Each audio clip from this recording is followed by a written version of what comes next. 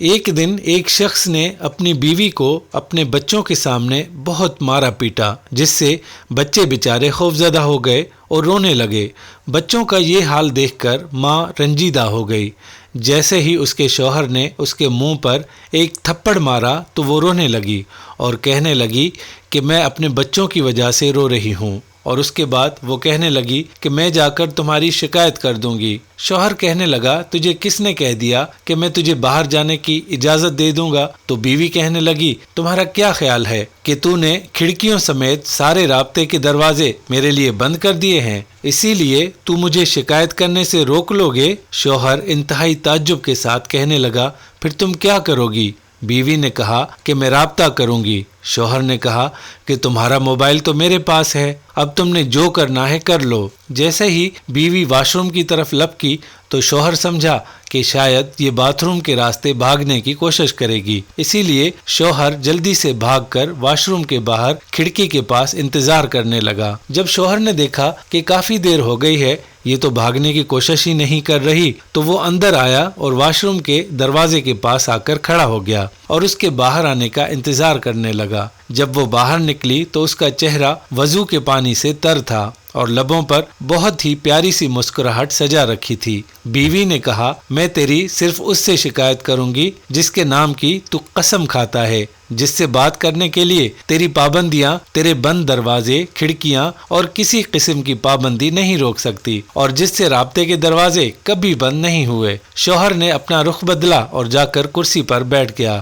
اور ساتھ ہی بہت ہی گہری سوچ میں ڈوب گیا۔ اندر جا کر بیوی نے نماز ادا کی اور خوب لمبا سجدہ کیا۔ شوہر بیٹھا یہ سب کچھ دیکھ رہا تھا۔ جب وہ نماز سے فارغ ہو کر دعا کے لیے اللہ کی بارگاہ میں ہاتھ اٹھانے لگی تو شوہر اس کی طرف لپکا اور ہاتھوں کو پکڑ لیا اور کہنے لگا کہ سجدے میں میرے لیے کی گئی بددعائیں کافی نہیں ہیں کیا؟ تو بیوی پرسوز لہجے میں کہنے لگی تمہارا کیا خیال ہے اتنا سب کچھ جو تم نے میرے ساتھ کیا ہے، اس کے بعد میں اتنی جلدی ہاتھ نیچے کر لوں گی؟ تو شوہر کہنے لگا کہ باخدا مجھ سے یہ سب غصے کی حالت میں سرزد ہوا ہے، معاف کر دو نا مجھے، قصدن میں نے یہ سب کچھ نہیں کیا۔ بیوی کہنے لگی کہ اسی لیے تو میں تمہارے لیے تھوڑی دعا پر اکتفا نہیں کر سکتی، بد دعائیں تو میں شیطان کے لیے کر رہی تھی جس نے تجھے غصہ دلایا۔ میں اتنی احمق تھوڑی ہوں کہ میں اپنے شریک حیات اپنے شوہر کو بد دعائیں دوں۔ یہ سن کر شوہر کی آنکھوں میں آنسو آ گئے اور وہ کہنے لگا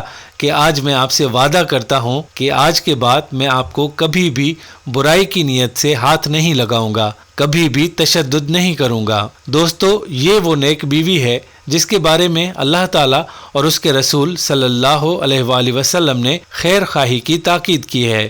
دوستو، یہ وہی نیک بخت بیوی ہے جس کے بارے میں اللہ رب العزت اور اس کے رسول صلی اللہ علیہ وآلہ وسلم نے خیر خواہی کی تاکید کی ہے کہ تم ان کے بن کر رہو اور وہ تمہاری بن کر رہیں گی۔ اللہ تعالیٰ ہم سب کی بیویوں کو ایسا نیک بنا دے۔